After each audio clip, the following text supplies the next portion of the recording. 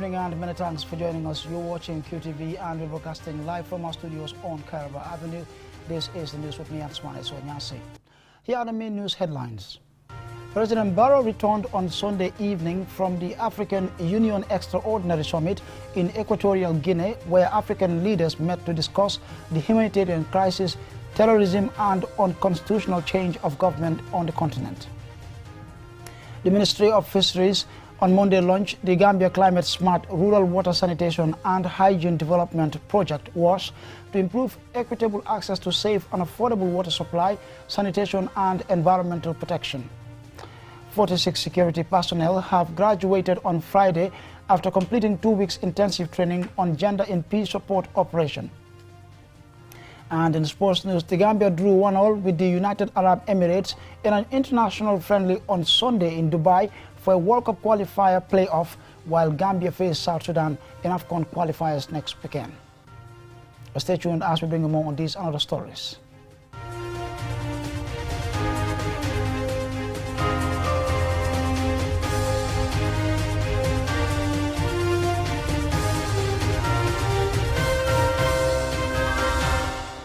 Thanks for staying with us, and we now take a look at the news in detail.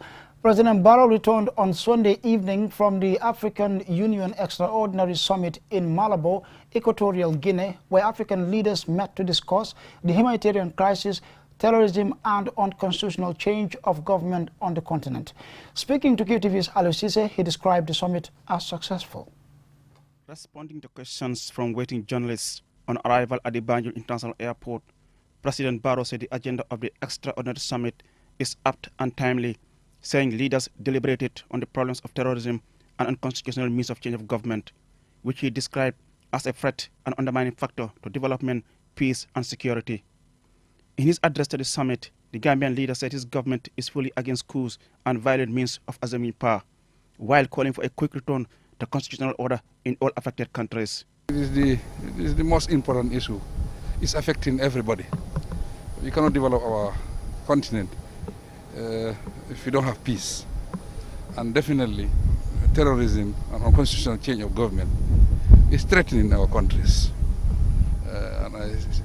As leaders, we have a responsibility to make sure we maintain peace and stability in our countries. We cannot do it alone. That's why this time we said we have to come together, put our heads together. We see what is the best way forward. There is a resolution that we have to follow and make sure we fight unconstitutional change of government. On the issue of addressing the effects of humanitarian crisis, which the African leaders have now adopted what they call African Humanitarian Agency, President Barrow, who was accompanied to the summit by a high-powered delegation, including First Lady Fatima Barrow, believes it is high time that the continent start looking inwards to find ways and means of effective responding to its own problem, citing the problem of donor fatigue around the world.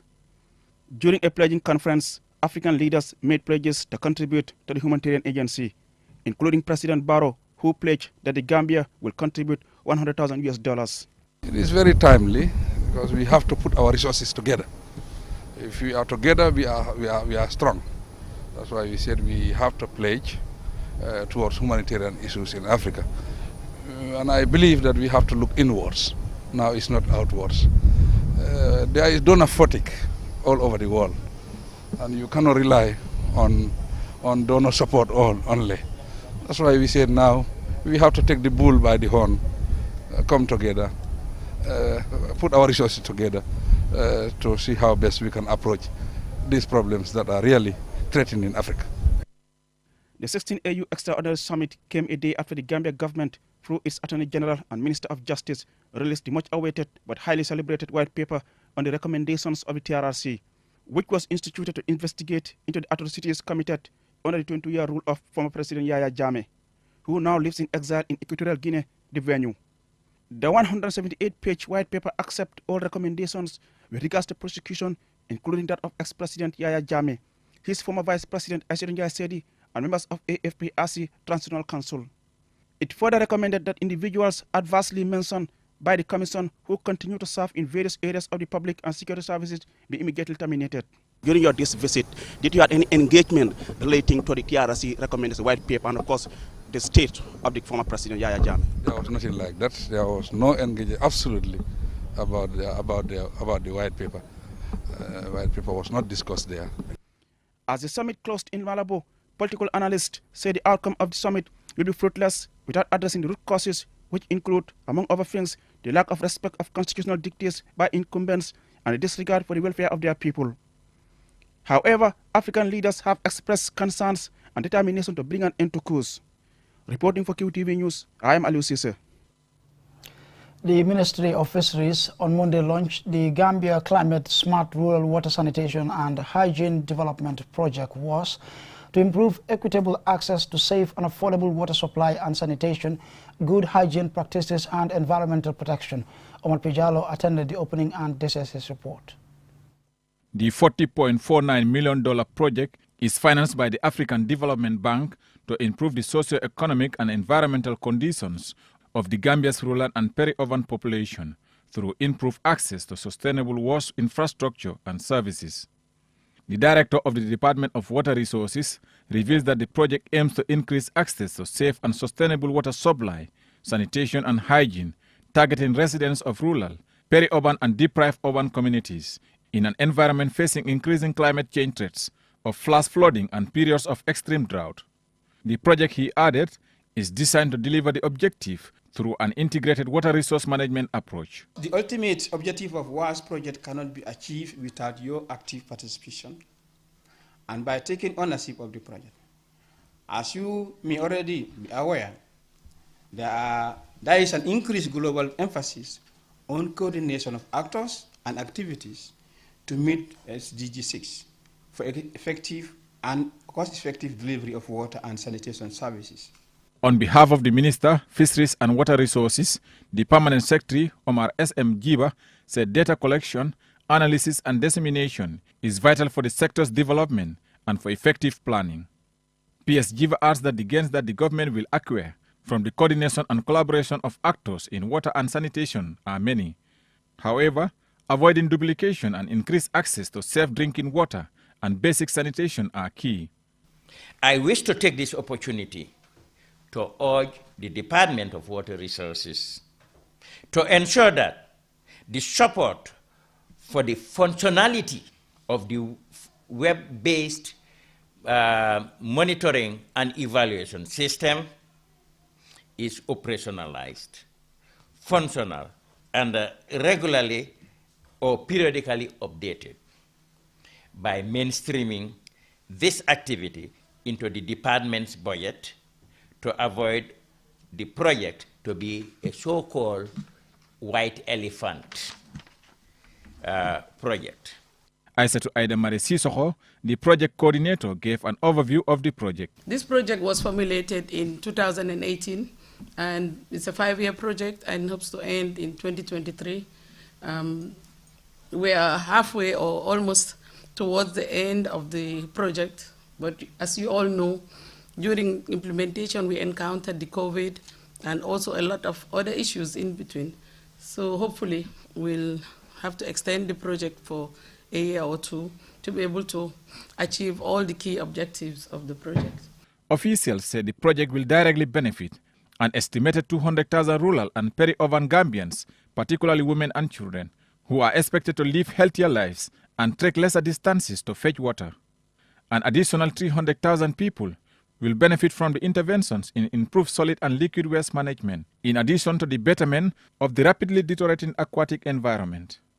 Another 400,000 urban and peri-urban residents in the Kanifing Municipality and Birkama Area Council will be indirect beneficiaries of the improved environmental sanitation resulting from the interventions in waste management.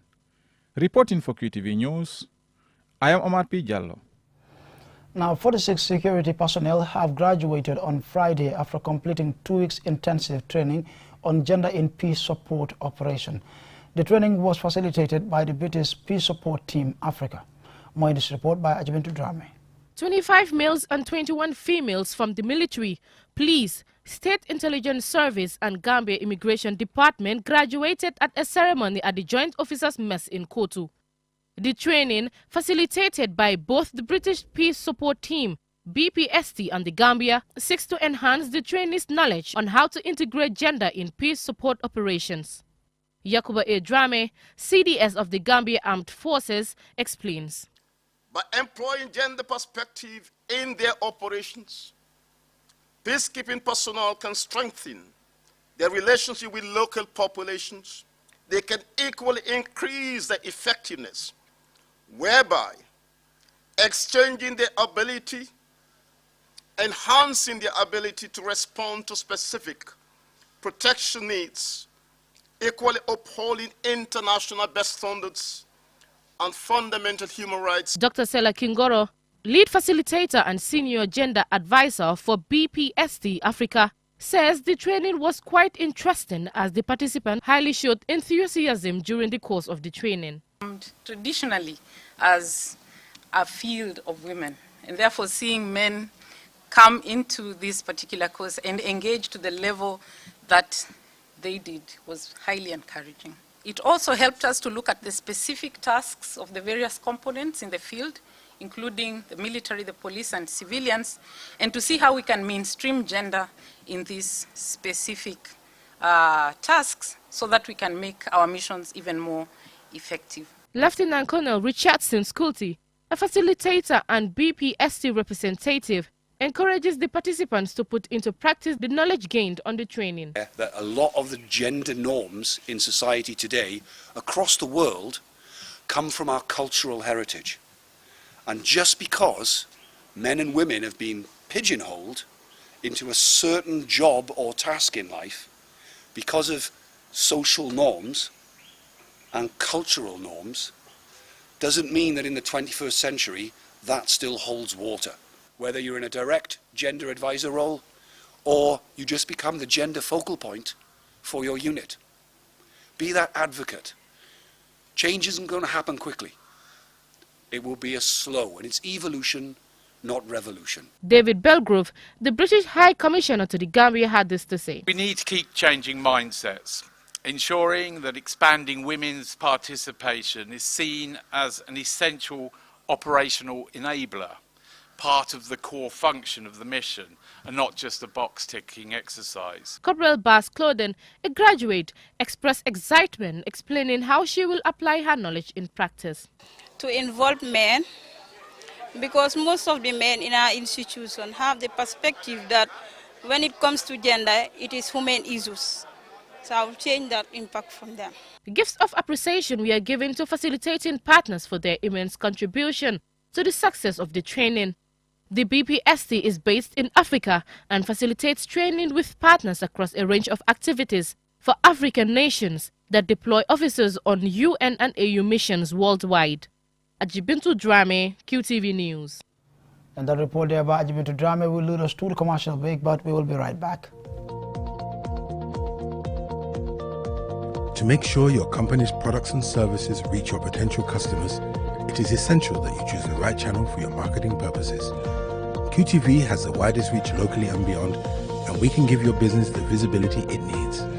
Call QTV Marketing on +220 324 4444 or email us at marketing@qtv.gm and take your business to the world.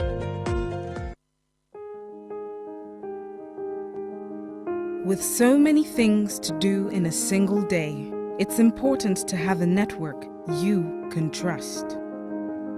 When there's family and friends to connect with and business calls to make, you need a network that is reliable and fast. Talk longer, browse faster, go farther, and roam wider. When your network is solid,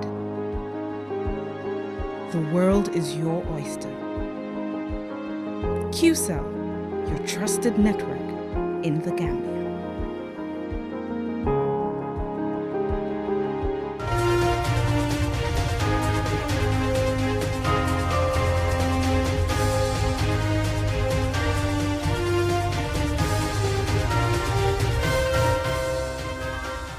Welcome back from the commercial break. Be reminded you're following QTV News and we're broadcasting live from our studios on Caraba Avenue. I'm Ansman Esonyase. Now, the Balance Crew on Saturday organized the final of its annual Youth of the Year award at a ceremony that saw the 3 nominees contesting for a trophy by making presentations on climate change and a project to identify solutions to a pressing social issue affecting a village. Mahmoud Lamin Choi tells us more. The Balance Crew's competition and award ceremony recognizes the potential role of youth for sustainable solutions to local and global challenges. At the end of the year-long process, 3 nominees made it to the grand finale from a list of 6 nominees. The Balance Crew first rolled out the Youth of the Month and Year Awards program in 2017 as a pilot project for the young people to compete in providing innovative ideas to solve problems affecting the country. Omar Fay is an assistant organizer of the competition. Throughout the program, we are happy to state that some of the communities have reached out to us to state that they have started attracting support from philanthropists and non-governmental organizations who were following the program thanks to the nominees and their various projects presented in these communities during their fact-finding missions. Prior to the award ceremony, the nominees were assigned to conduct surveys and mapped out projects on how the communities can solve the identified issues. The identified villages were Abuko, Bakau, Sanyang, Sukuta and Yundum in the West Coast region. The nominees for the finals were Alassane Dramé, Fatima Mulashi and Mamadou Jane.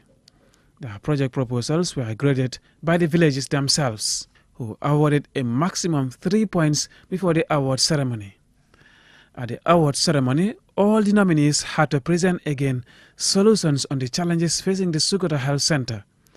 During the presentation in Sukuta, the village had awarded them a point each, as they had all correctly identified the health center as the priority project, and the village had been unable to single out a winner. Following that are presentations by each nominee on the topic climate change and its impact in the Gambia. After rounds of presentations by the participants, the panel of judges, led by QTV's news editor Ade Darami, crowned Fatima Mulashi the winner of the 2022 Balance Youth of the Month and Year Award. She is awarded a trophy and a cash prize of $50,000.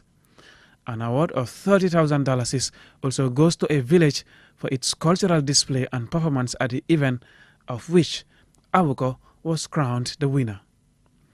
The Minister of Youth and Sports, Bakari Waibaji, attended the award ceremony and recognizes the significance of the initiative. Also, the Director of President International Awards, the main sponsor of this event, and its director, delivered a speech on the occasion. So the Balance Crew is not just an advocacy group, but it's a group that is involved in what probably we can qualify as a research of the emerging issues and the issues that affect the communities. When we looked at the benefit, we know that it is huge, and whatever we spend there, big or small, is going to be in the interest of the communities, and it's going to be in the interest of the young people. So this is a very innovative idea, and we on the part of the President's International Award are very much proud to partner with the Balance Crew to advance such critical thinking in our development endeavors. The Balance is a youth organization with a vision to educate, inform and promote the ideas of young people to facilitate their contribution to national development. Mahmoud Lamin Choi, QTV News.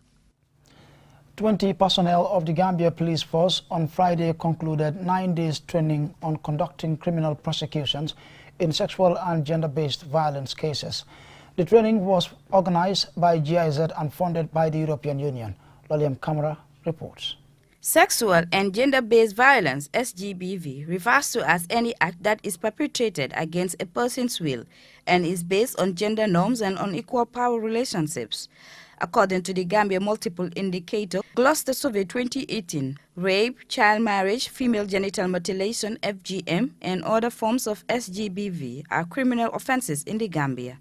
Speaking to QTV after the closing ceremony, Enya Brown, EU representative to the Gambia, explains that this and other training are part of a project started in 2019, implemented by GIZ. Well, as part of this intervention, there are trainings in sexual gender-based violence, forensic investigations, and other handover of equipment in these areas. There's also another component which is working on refurbishing some police stations around the country in order to turn them into centers of excellence. Seni Keda, an investigative police officer and a participant, said the training is important and will help him carry out his work effectively. As an Interpol officer, I came across, with series of cases reported to my office, which, was, I think, it was, very hard, before, benefiting such training, to deal with, but, after, going through, 2 weeks, in dealing with it, I think, I have a wider knowledge, in tackling and dealing with SGBV cases, Officer Keta explains some of the areas they were trained in. I dealt with, FGM, that's female genital mutilation, and then also the, impact, the type of SGBV, of course, in our various society, and then human trafficking, which are all, under, sexual and gender-based, violence, because, in our community, our society here, women and children are vulnerable. This were the, most important aspect, that we deal with, Mary Sibijata from the Gender and Child Protection Unit of Gambia Police Force says SGBV is prevalent in the Gambia and the police are responsible for investigating the crimes. Therefore, equipping them with the requisite knowledge will make their work easier.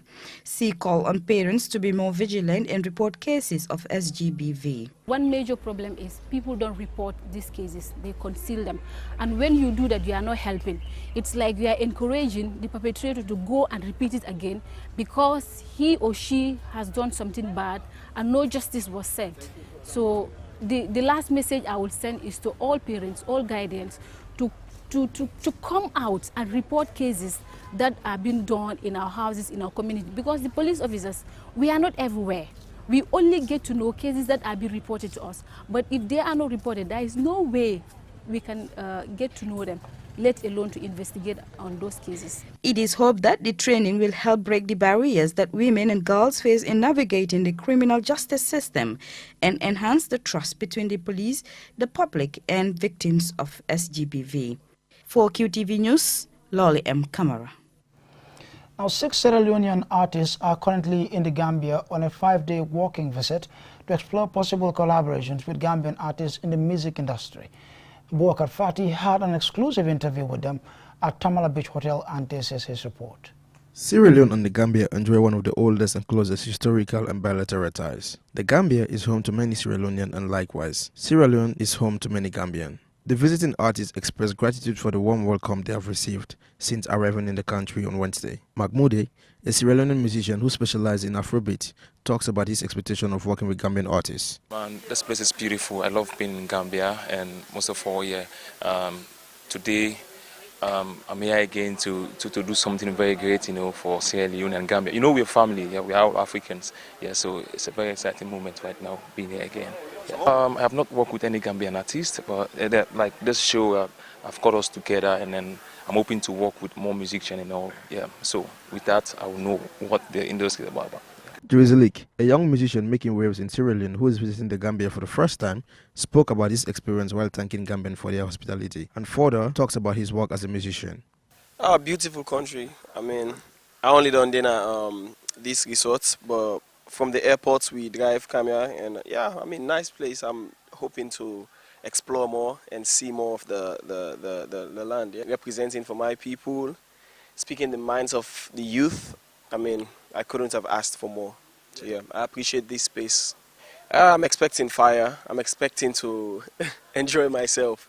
The other artists on the bill are people I'm a fan of. I love almost every one of their songs. Dallas Bantang, another of the visiting Sierra Leonean artists, believes such collaboration will help promote the music industries in both countries. For me, Gambia looks amazing because the first time I came here, everything was nice, for the Eco Fest, and I think I've seen some differences back this second time around because I've taken a little trip right around. So Gambia is amazing. Yeah, of course, the artists are doing well, are doing good, especially like the few artists who are popular here, I'm listening like all the time. I say, like just now this morning I was listening to ST song and Attack and things like this. I enjoy them so much. I say, it's about time Band and Salon and Gambia boss up, get a nice collaboration. It's going to be nice, true. At the end of their visit, Sierra Leonean and their Gambian counterpart are expected to agree on a framework for future collaboration, including exchange visits. Bobakar Fati reporting for QTV Entertainment News. Beautiful. Salon and Gambia, what's up?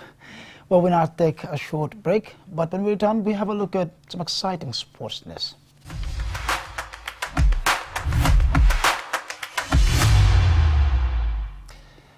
The Gambia drew 1-1 with the United Arab Emirates in an international friendly on Sunday played in Dubai.